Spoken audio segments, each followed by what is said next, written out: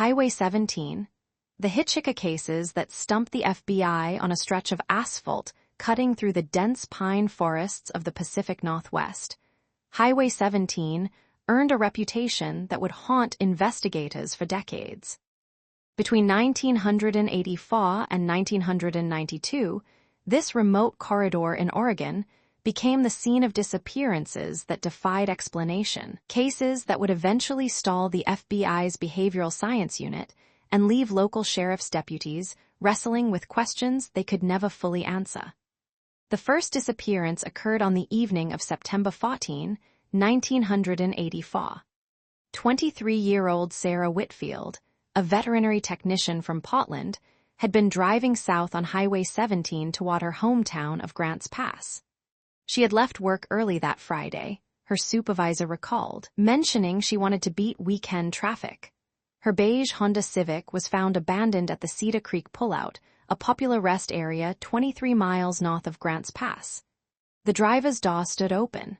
Her purse remained on the passenger seat, containing $47 in cash, her driver's license, and a half-finished crossword puzzle. Sarah Whitfield was never seen again.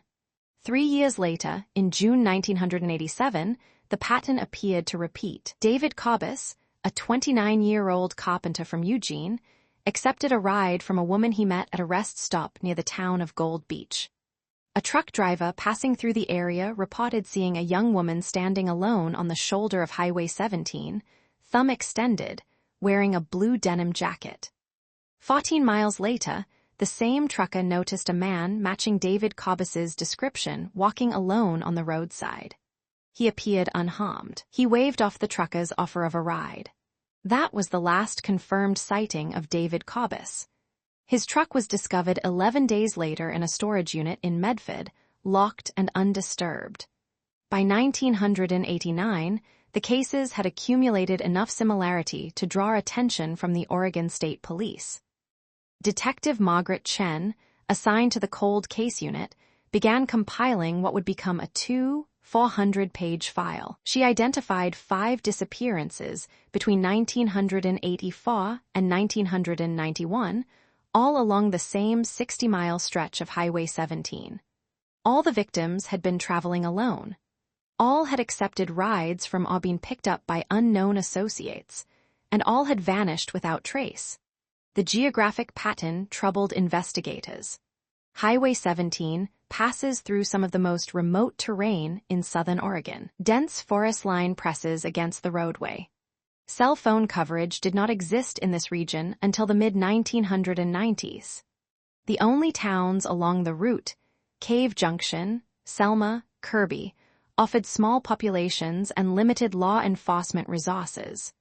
Sheriff's Deputy Raymond Tatum, who worked the highway for 22 years, described the landscape in his testimony as a perfect place for something to disappear. The breakthrough that never quite arrived came in March 1991, when a woman named Teresa Hall was found alive beside the highway, hypothermic and disoriented, 11 miles from where her car had stalled.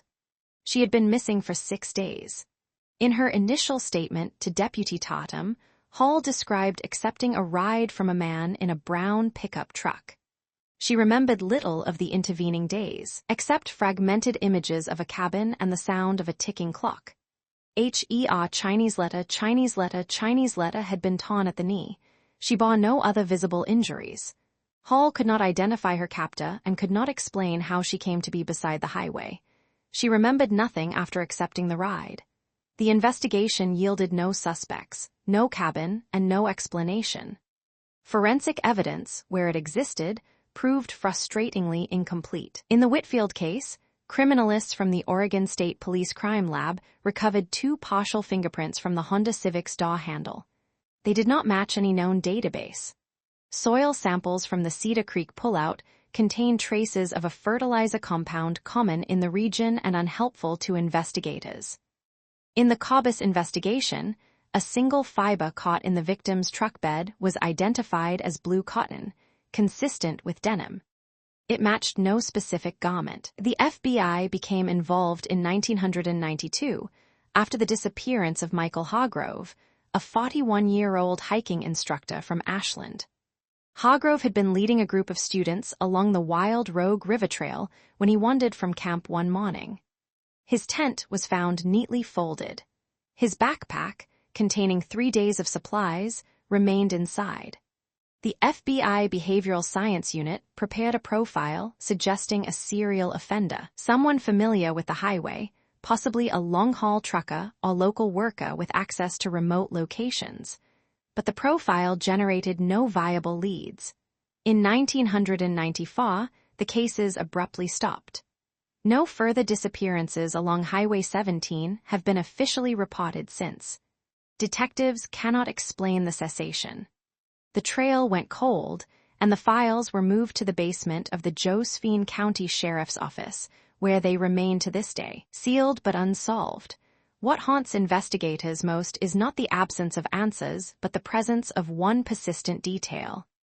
Across multiple witness statements, a recurring description emerges. A woman seen on the roadside, sometimes described as young, sometimes as middle-aged, always wearing a blue denim jacket. She was seen picking up passengers. She was seen walking alone. In one 1989 statement, a couple driving north reported stopping to assist what they believed was a stranded motorist near the Twin Bridges area. They described a woman standing beside a brown pickup truck, waving them down. When the couple approached, the woman smiled, said she had already called for help, and walked into the trees.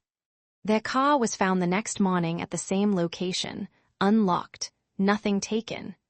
No woman matching that description was ever identified. No missing person report in Oregon matches her.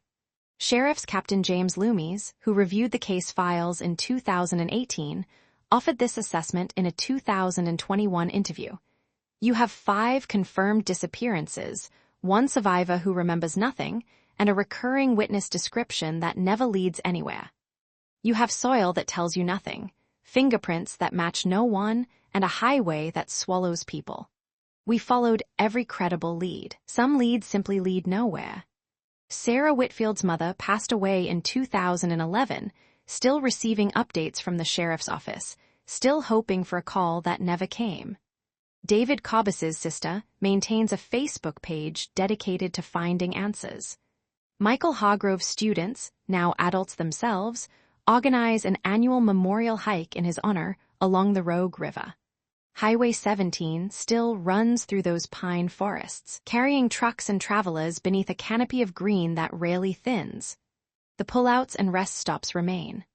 On certain nights, locals say, drivers still report seeing a woman in blue walking along the shoulder, thumb extended, though no one stops anymore. The question that haunts this stretch of Oregon highway is not simply what happened to the victims, but whether someone, somewhere, is still keeping their secret, watching the road, waiting for the next traveler to stop. And perhaps the most unsettling detail of all. In the basement of the Josephine County Sheriff's Office, inside a box labeled Highway 17, Unsolved, there exists a 6th file, dated 1993, that investigators have never publicly acknowledged. Its contents remain classified,